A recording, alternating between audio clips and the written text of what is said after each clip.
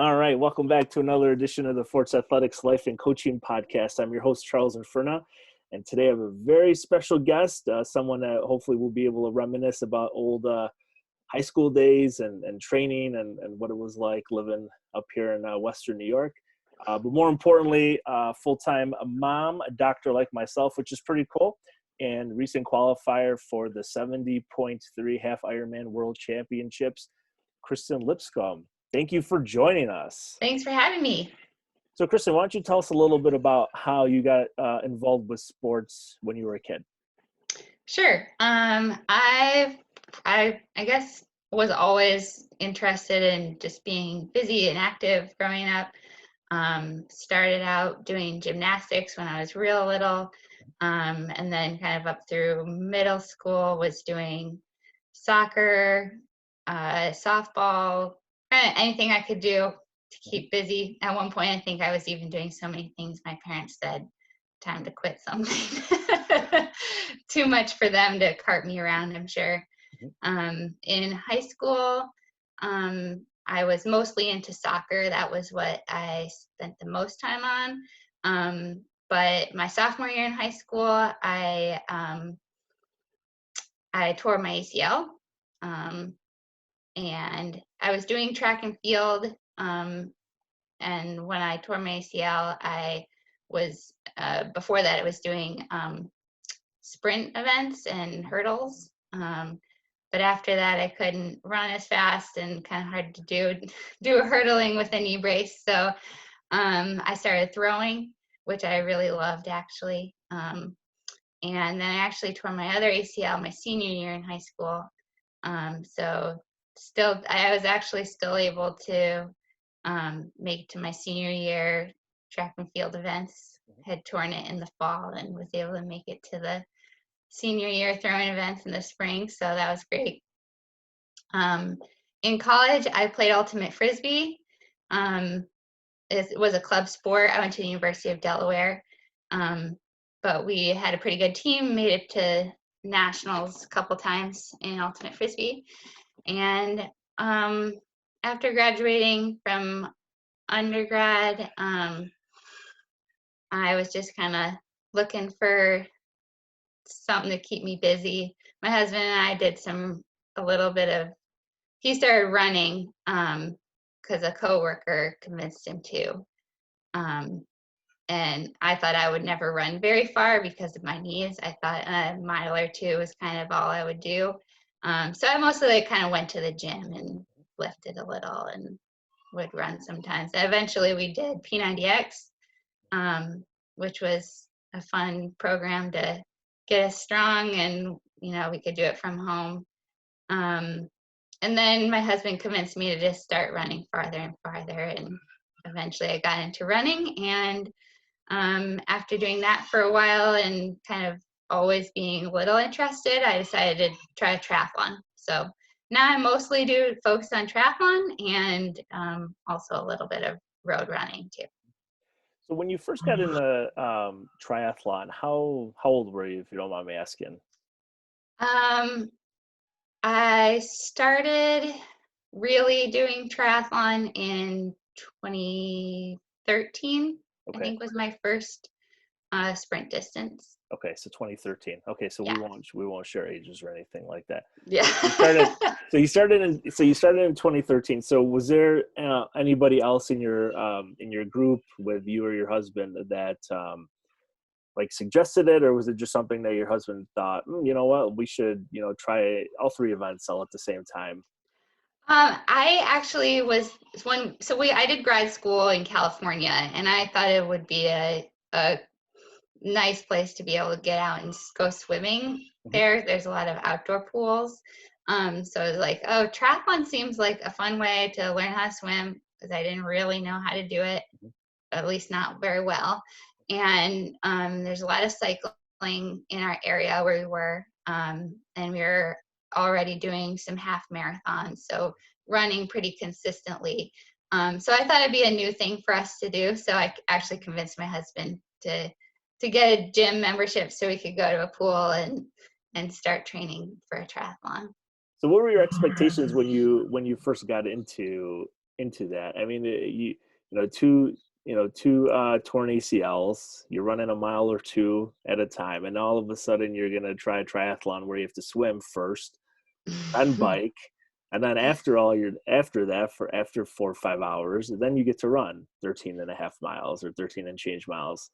Like what is just, let's just do it. Like, So I guess I sort of, by the time that we started doing triathlon, I had done a couple half marathons. I started really running in like 2009. So I'd been a runner for a few years. And I'd done some longer biking. My husband has type 1 diabetes, and we trained for some charity rides in California. I think in the year we did our first sprint triathlon, we maybe did an 80-mile charity bike ride. So we had some friends who were into doing longer riding. So we would do like 30 to 50-mile rides in the spring and early summer with them. Pushing up to 80 was a big deal. That was a long ways. But then doing triathlon, I mean, I think it was just, oh, we know how to run and bike, so let's just give it a shot. For me, the swimming was pretty hard at first, and a couple lengths of the pool and I was feeling done. My technique was definitely not great, but it was, I don't know, I like a new challenge, so that was the big thing for me, I think.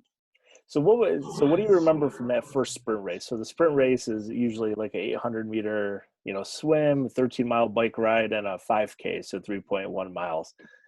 So when you showed up that day, like, were you thinking, I should just, if I finish, that's great. If I finish in an hour and 20 minutes, that's great. Like, what were you thinking, showing up the first time? I don't remember having any time goals, but especially in the swim, I think I had no idea. I don't think I had really done much open water swimming before. Mostly pool swimming, so it's a little different. I didn't own a wetsuit or anything like that. Not that it's really necessary for a shorter swim either, but yeah, I think it was like get through the swim and then have fun and work hard were really the goals, not really a time goal. Was there anybody that kind of helped you and your husband along the way, or did you just like buy a Triathlete magazine and kind of like, okay, we'll do this workout for 6 or 8 weeks and show up? Yeah.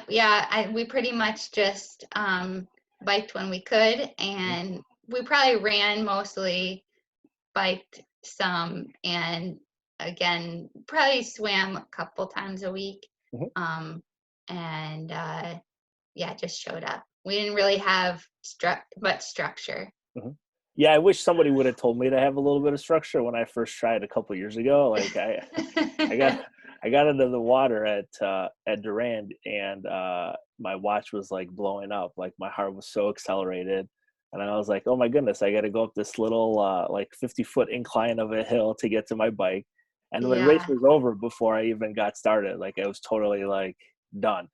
But I'm 6'1", and I think I weighed 275 when I first did it, so a little different stature than you. But yeah, I wish somebody would have. Well, I think we talked about it, and I'm the fool for not taking any of your advice with that. But so when did you start like realizing like, wow, like this is like I'm kind of good at this, or my body feels pretty good, like I want to maybe do more sprint races or up the distance a little bit? So my husband and I had a great time at our first sprint distance. I think we might have both come in the top 5 in our age group, even in that race. So we were living in Sacramento, California, and there was a triathlon company running quite a few races. They had 3 throughout the summer that were in a series for a sprint distance. So I think the first year we did one, and then the year after that we did two of them. And so maybe an Olympic, a sprint and an Olympic the second year. So kind of within that same series.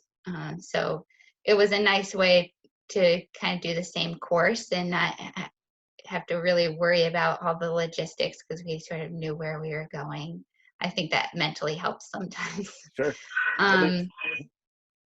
Sorry. No, Did go you have right one? So I don't know. I think at that point, I mean, we still were just kind of training on our own, just doing what we felt. I think once we got to the Olympic distance, we were starting to get a little more regular on swimming 3 times a week and trying to get out on bike rides a little more consistently. And we were running a lot. We were probably spending the least time on the bike, actually. And then I actually moved to Oregon. We moved to Oregon in the spring of 2014. And yeah, kind of just, we joined a triathlon club, a local triathlon club here, and started to meet some people who were more interested in triathlon and running clubs. So there was some more local community activities for us to meet people. And in California, we were mostly doing it on our own. So I don't know if I answered your question. No, you didn't answer. You kind of answered the question. Yeah, I'll ask it again in maybe a clearer way now. So Oregon's like a hotbed for all things like distance, track and field. I mean, there's a lot of other elite level world-class athletes besides yourself that live, around the Eugene, like Bend, Corvallis, Yeah. like type of area. So when you get there and you join a triathlon club, like how long did it take, because I mean, you're a very humble person. Like we've known each other for, more years than I'll share here.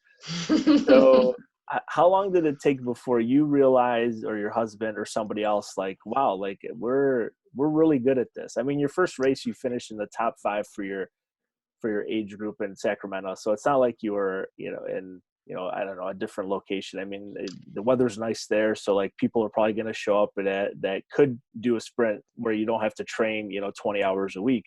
But now you're doing Olympic distance and you really, I mean, I guess you could just show up and swim a mile and bike 25 miles and run a half marathon.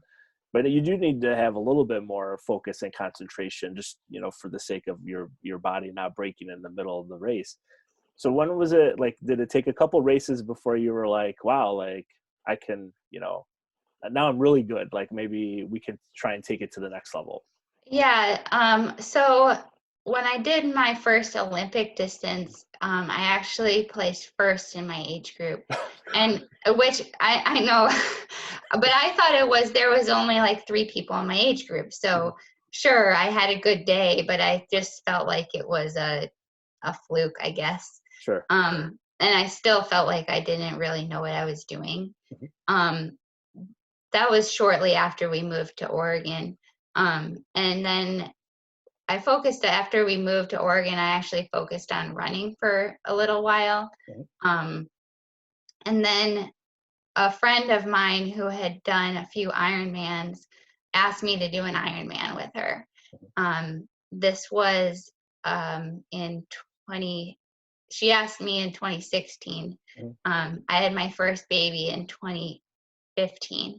So that was kind of punctuated the training and all racing and all that. Sure. So she asked me to train for an Ironman, and my husband did not want to be left in the dust. So he said, well, I have to do that too. So 2017, we both trained for our first half and full Ironmans.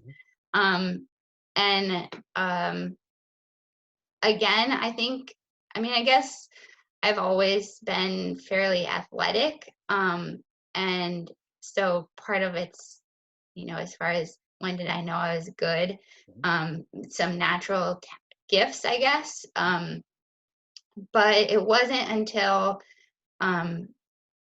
probably, I've in triathlon, even in my first half Ironman, I placed 10th in my age group. In Ironman events, top 5 is really the really elite. And that I didn't think would really, that was kind of a dream. Like, I don't think I can hang with those people. Um, I've had I had another person coach me to my first half and full Ironmans, and then I had another baby in 2018. So it took. I still trained and raced triathlon actually while I was pregnant, and then hired a different coach afterwards, and she's kind of pushed me in different ways. Both on the bike and the run. And because I think it's really taken consistent training over many years to really get to a place where I feel like I could really hang with these faster people. I still think there's a lot of people who are a lot faster than me running. But I've made a lot of ground really consistently training on the bike and in the swim. So last year I think was kind of a breakthrough year for me as far as what I could do, and eventually qualifying for the world championships in the half Ironman distance. So I think, and I think that is so cool. Like you trained, you had a child, you trained again, you got better, had another child. So, and now you're qualified for the 70.3 World Championships in November. So hopefully they happen, they take place. How, like, it's just so difficult for me. I don't know, sometimes to like wrap my head around that stuff, because it's definitely not a linear progression, that you've had. So you Right. moved, I mean, you have your doctorate too, so I know what that entails, and the type of work that you had to do to get there. You moved, like your husband does the same thing, so you have to figure out, okay, someone's got to watch the kids, right? We can't just both go out for 6 hours at the same time, at That's least right. on a Saturday or Sunday. So like how, and maybe it's too much of a loaded question. So like you and your husband like figure out, okay, this is like, if we're going to do the same half iron or iron, we'll use, for example, that first half iron that you trained for. How do you guys sit down and figure out, okay, this is how we're going to make it work? So partly we've done where we've trained for a few different races. So that first year we each trained for a different half Ironmans. We did do the same full Ironman though. So what works best for us has been that I'm more of the early bird, so I'd rather get up and get my training done in the morning. So it was a little later when we only had one child, but now we've got two. I get up a little earlier, but I get up at 4 or 5 and get my training done. So that, and then I can help out with, the morning routine and everything once my kids are up. And,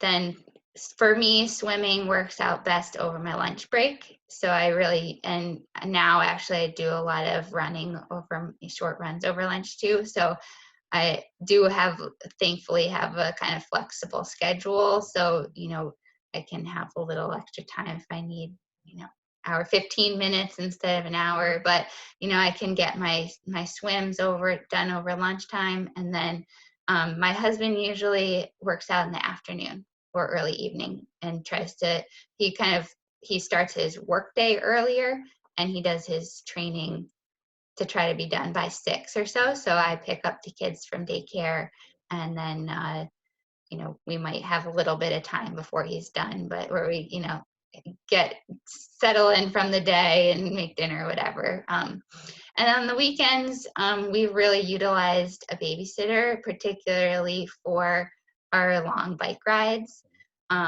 Since those, especially when you're training for a full Ironman, get into that 4 to 6 hours of riding time, which if you've done much bike training, just ride time. You know, you got traffic lights and stops, so it ends up adding a little extra usually. But then, but we still try to start early so we're not like away from the kids for the entire day. And then for long runs, I mean, for the most part, if you're doing, right now we're mostly doing 1.5 hour long runs, so you can really get a good base training with not as much run time.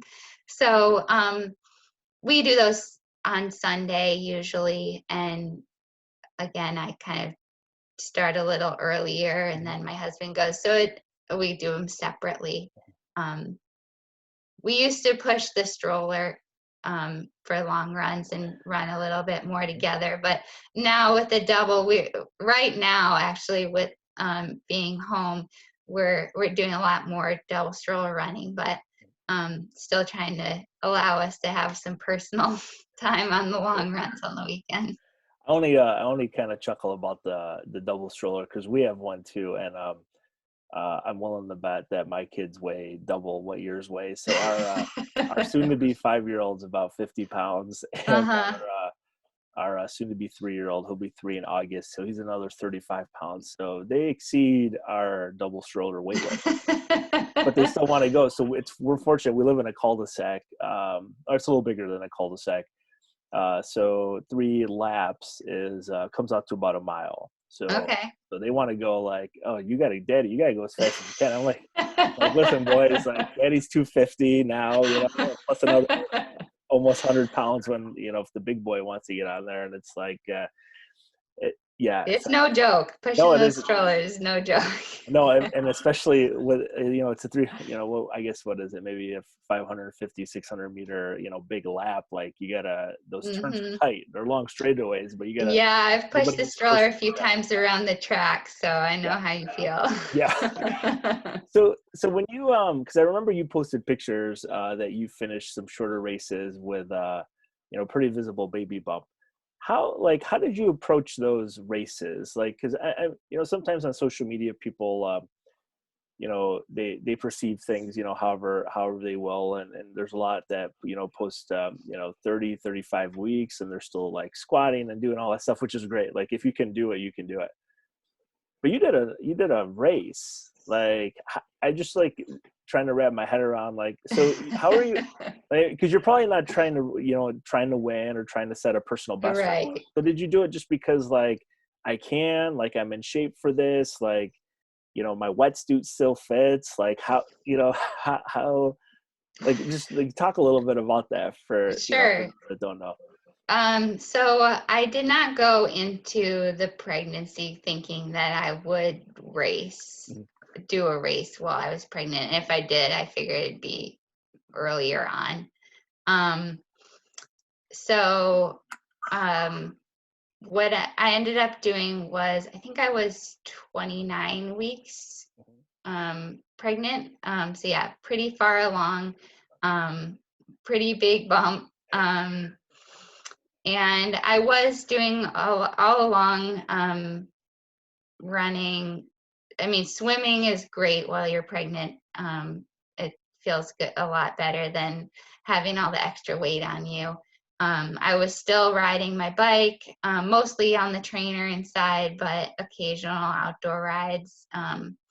But I think for me, training while pregnant was really just the enjoyment of the activity and staying active, because I'd start to go nuts if I wasn't moving. Right.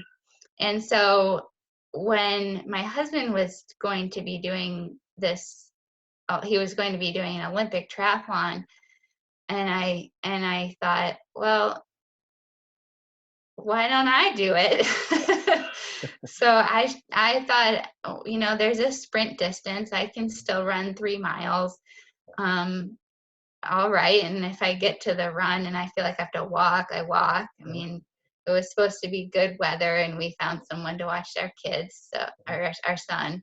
So so I thought I knew I could ride my road bike and have room for the bump. And my wetsuit, I did try on a couple days before the race. I was able to put it on, but I could barely breathe. So I borrowed a friend's who was a size bigger, and that fit a little better.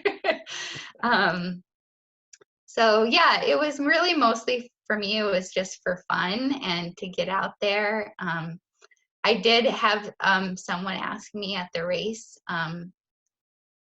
actually we had gone to a race like a week before also, and someone had asked me if I was racing, and he said his daughter or something was given a hard time for racing while pregnant. So that didn't happen for me. I got more cheers than criticism. So I think it's really about doing what's right for you and for your body when you're pregnant. So for me, it was having fun and getting out there. So let's fast forward a little bit then. So, a little while ago, you qualified for the Half Iron World Championships. How was that training different than pre-kids training? Like, because before you had your first son, you raced the longer distances, took a little in between, and now you're coming back to it. So how was the approach different, like as far as mindset? Like, did you have expectations of like qualifying for the event, because you have to finish in a certain standard, right? Depending on how many athletes are there, has to be a certain event. So you knew, like, okay, well, you registered for that event, so there's always a chance. You never know what's going to happen. But like the approach leading up to it, was it like, all right, we're going to go all out and see what happens, or well, you take it from there?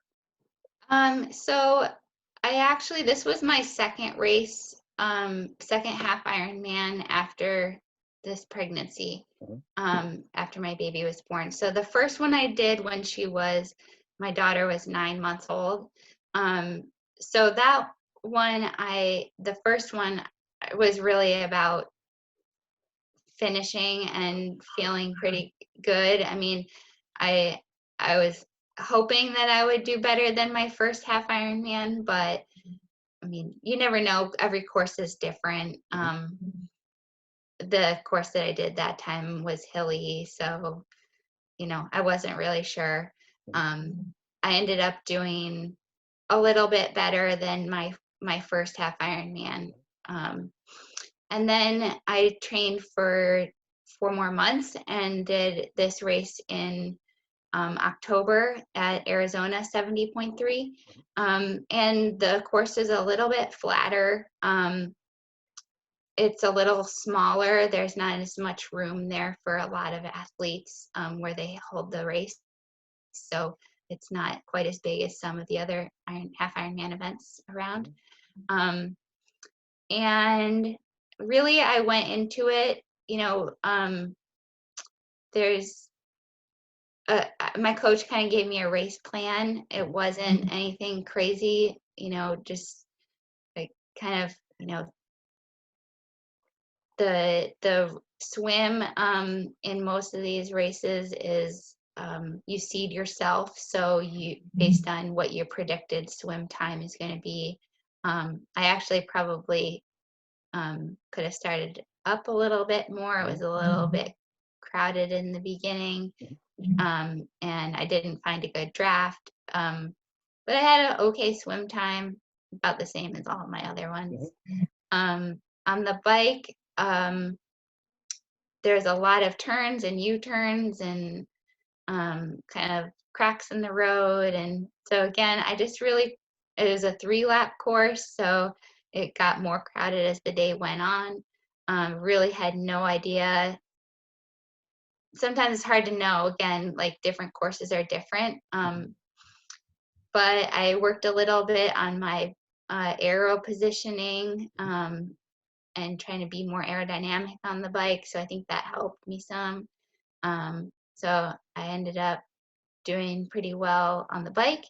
And then the run, I just, I think, again, it's important to start easy. So I just tried to focus on the first couple miles, starting easier than, like, it's easy to go out too hard. So trying to focus on not doing that, and then picking it up and then hanging on as long as I could. So, it gets hot by the middle of the day.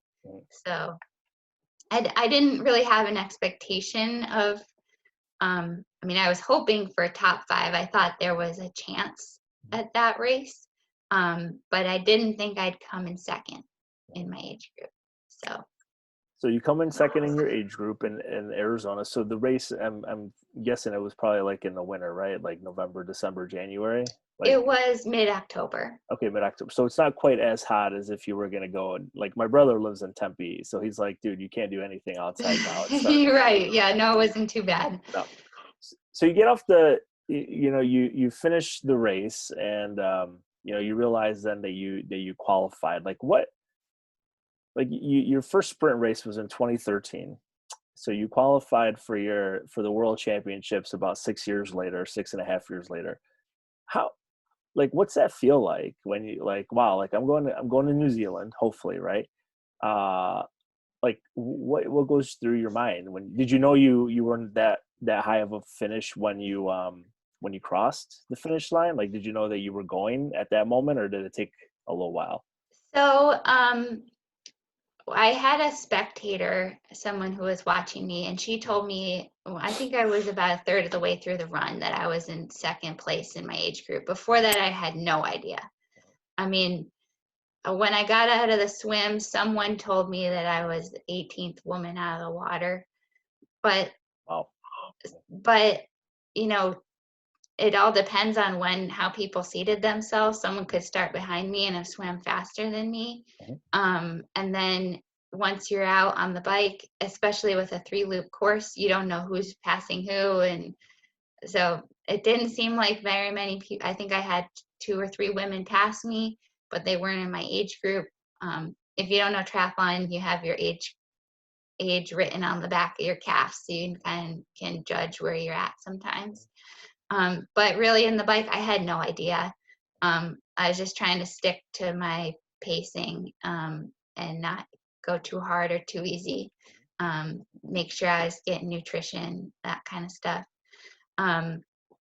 So once I heard I was second in my age group, I was like, all right, just keep plugging along. Don't let anyone pass you. Right. Kind of running scared a little bit. And then as far as knowing whether I qualified, I didn't know until I went to the awards ceremony. So in these races, they have a certain number of slots to hand out. And it all depends on how many finishers in each age group. This particular race had extra slots for women, so I knew it was pretty likely that I was qualified, but you never really know. So I actually qualified based on the regular slots, not the extra slots, so that was cool too. So both me and the girl who came in first in our age group accepted the spots. So it's kind of a fun thing because they call out your name and ask you if you're going to go, and then you come up and pay them all your money. Great. You say, hell yeah, I'm going, take my money. Yeah, that's right. I'll figure out how to get to New Zealand later, but take it now, right? Yeah. Yeah. So, Kristen, I think that is so, gosh, I don't even know the right words. Like in 6 years from let's just do it to have fun to qualifying for the World Championships, and I follow you on on social media and things, and like the times that you post, and I for some people, like for me, for example, like I still have that, like the competitiveness, like we have a garage gym in the garage, right? So I park outside in the winter, so it's not that bad. But like I competed this past summer. I did a race, and I was like, oh, I can compete in my age group, and I can compete in Clydesdale, so I could actually compete against big people like myself, even though I'm like 60 pounds over what the minimum of that weight class is. So there's always like that little bit of like competition. Do you For sure. do you ever, like with social media, do you ever like look at other people like your age group and and are like, like, I wonder if this person from, Nevada is going to show up at this race, or I wonder if like this person from Boise, Idaho is going to show up, or, Missouri or Texas or whatever. Like even at your level of, world classness, like, does that like go, does that like nestle in your mind a little bit, or is it just like, Yeah, I'm for just sure. going to show up? Yeah, a little bit. I mean, I tried to, stick to my own plan mostly. But yeah, I mean, I think I definitely do look at that sometimes, but it doesn't necessarily affect how I train or how I race. Um, at this point, anyways. So do you think, like, have you ever had people at these races really like approach you and are like, oh my gosh, like Kristen's racing today, like I read about you, or No, I no, you haven't, haven't. not yet anyway. Yeah, right. um so with the situation at hand, right, that we're all experiencing, like, I don't, I just turned 38 a few weeks ago, so I never thought I would live through, something like this. But my parents, so they were born in, socialist Italy, where my dad's like, hey man, like in the 50s when we were kids, like, this is you're told what to do all the time, like you don't have a choice back then. Like, we talked a little bit offline about that. So the 70.3s in November in New Zealand, so there's plenty of time still. But like, even like things up here in Rochester, like, Park Ave Fest, like everything's already canceled through August. They haven't closed schools for the rest of the school year, unlike, Oregon where you live, they have, or Arizona where my brother is. So do you train as if like you're going to show up, like it's going to happen, or like do you and your coach kind of have, like, I mean, I guess there wouldn't be a backup plan because that's the race, right? Like, you haven't, has US Triathlon said, hey, listen, like, the athletes that qualified, if something happens, maybe they push the race back to like January, or like what goes through your mind right now? So I mean, for me, the the World Championships is really the plan for this year was to focus on that as being kind of the end of the year celebration, I guess. Right. So I had actually signed up for two other half Ironmans before that. So I was registered for one Mm-hmm. for last weekend, and I'm also still currently registered for one that's in September. And then the World Championships is scheduled for Thanksgiving weekend in November, so end of November. So I think end of November for Ironman is still too far away for them to make changes. They have, I think, canceled everything through June, and most races that have been canceled or postponed are either canceled till next year or rescheduled for fall or late summer. I think they're hoping to get some in maybe in August or September. So right now, we're sort of thinking of this as like a secondary, some people call it off season, but really it's like a base building time. So I'm all pools are closed around here too. I think it's like that around most of the world. Like everywhere, yeah. Like, you're not getting into the YMCA here in That's Baytown. right. That's right. So, um, we're doing some swim kind of strength training. We're doing kind of extra time on the bike, mostly easy running. Just, a lot of people think base training is boring, but you can gain a lot of fitness by just putting in consistent time. And so that's mostly what we're doing right now. So I was just going to ask you about that. You must have read my mind. So like a lot of, like, when I did short races, so I feel like I trained way too much for an hour and a half. But if I knew if I didn't, like, I would blow up again.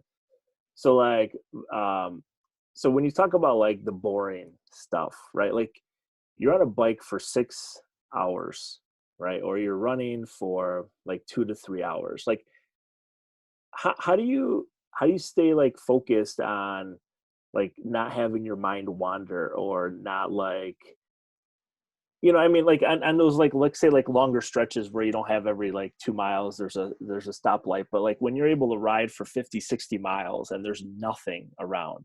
I mean, 'cause I'm sure there's places like that in Oregon.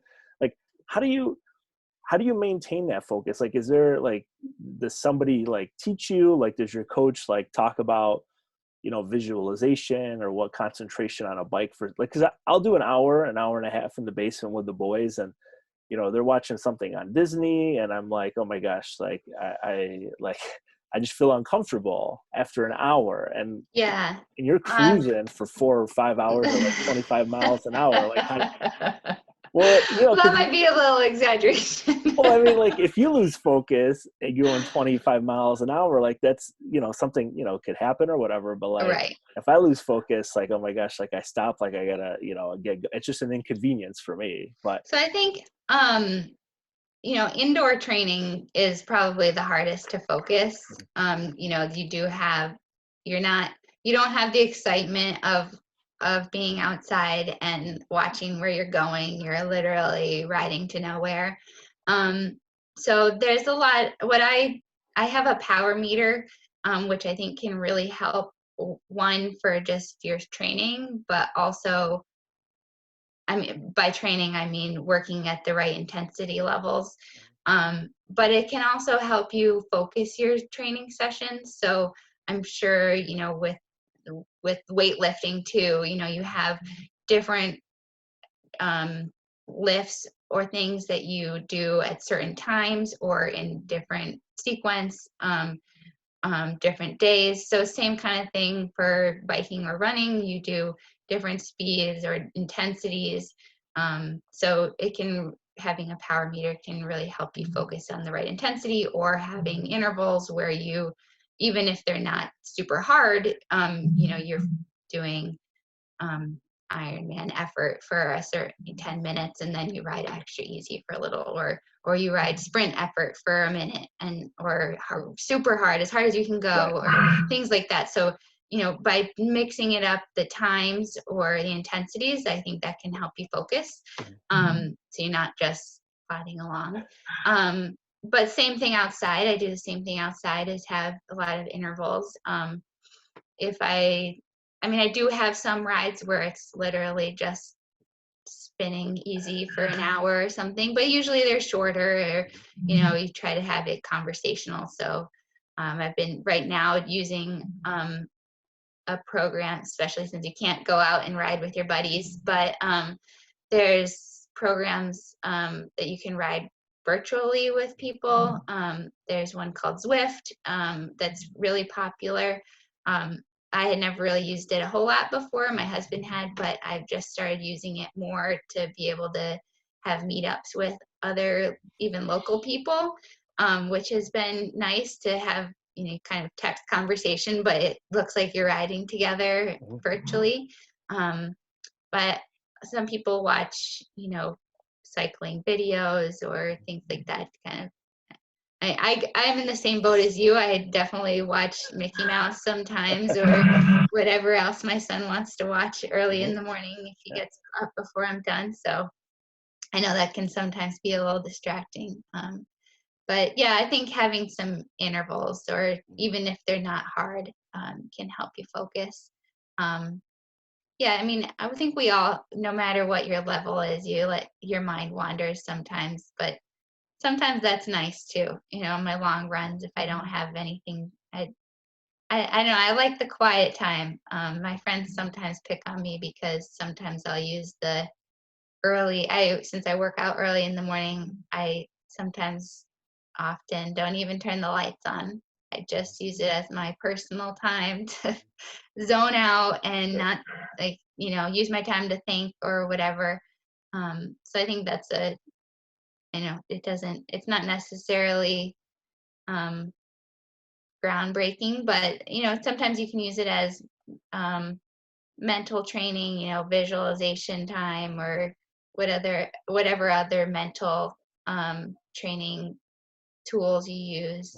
Those can be used during hard intervals, positive self-talk and all that, keep yourself going.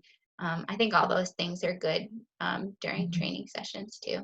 Well, because I think sometimes people see like, like people swim times, or I swam 3,000 yards for, I don't know, a minute 20 or whatever. Like I can't do one, like if I want to go as fast as I can, like I can't even do one at 120. If I get to two, I'm good.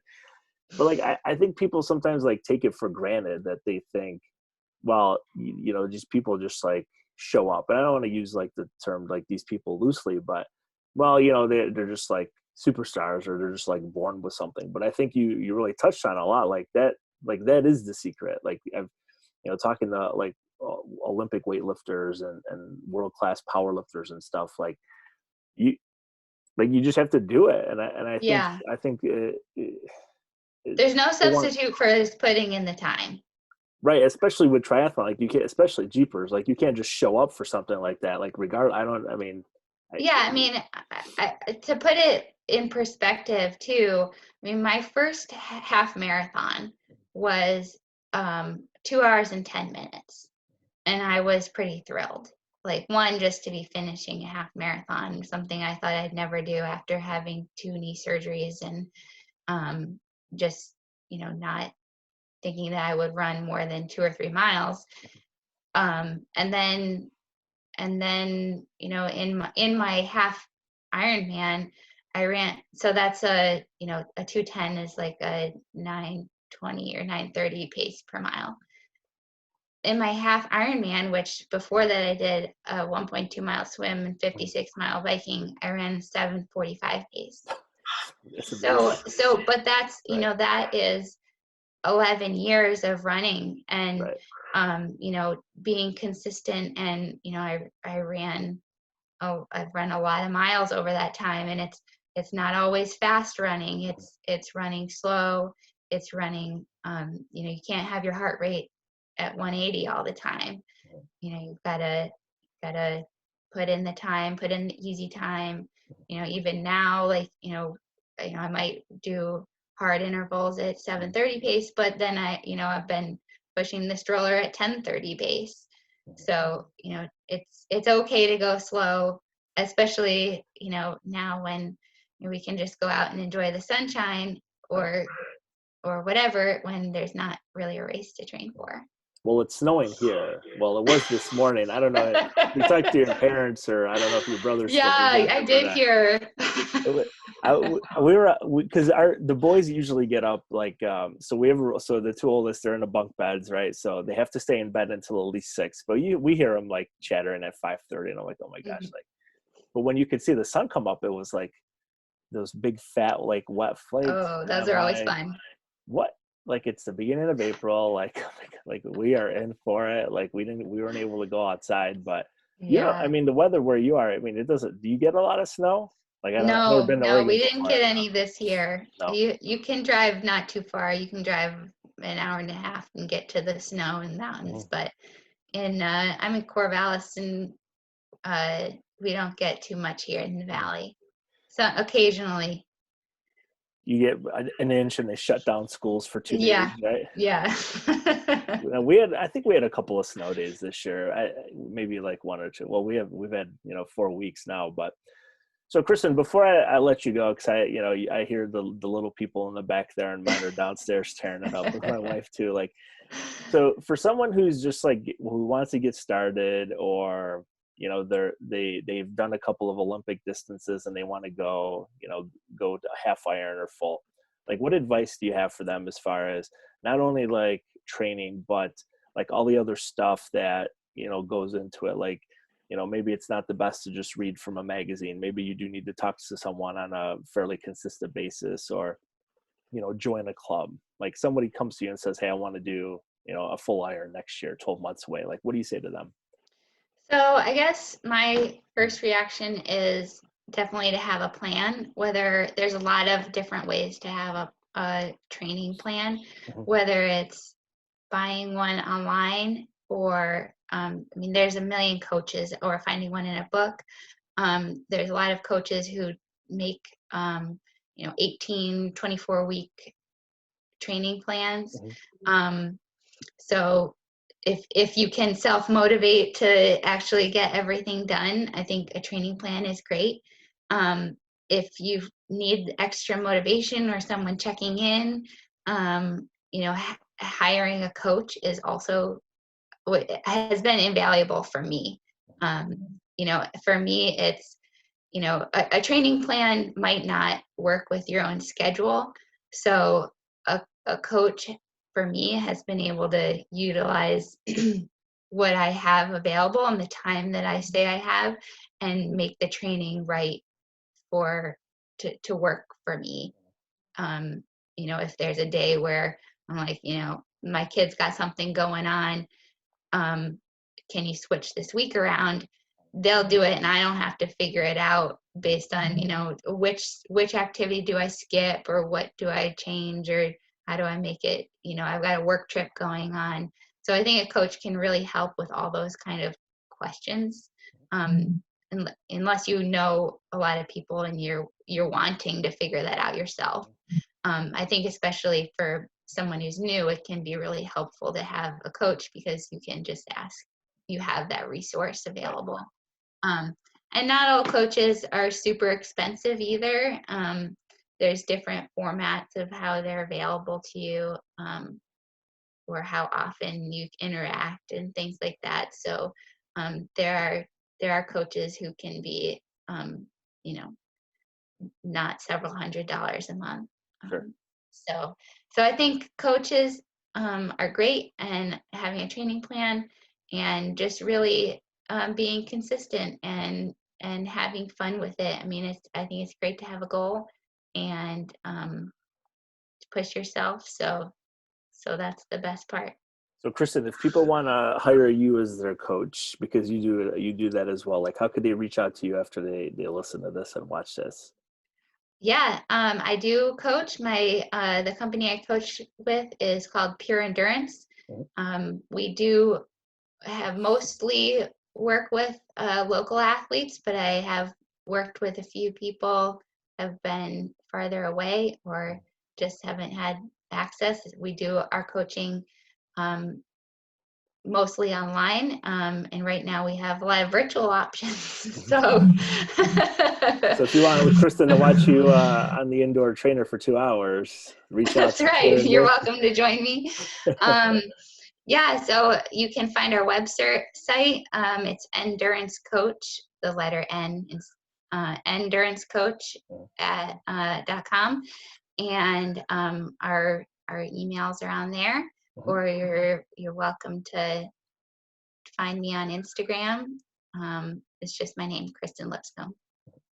Well, Kristen, thank you so much for your time today out there on the West Coast. It's still early here. It's almost the kids are getting up from nap. So Yeah, I'm getting ready for lunch.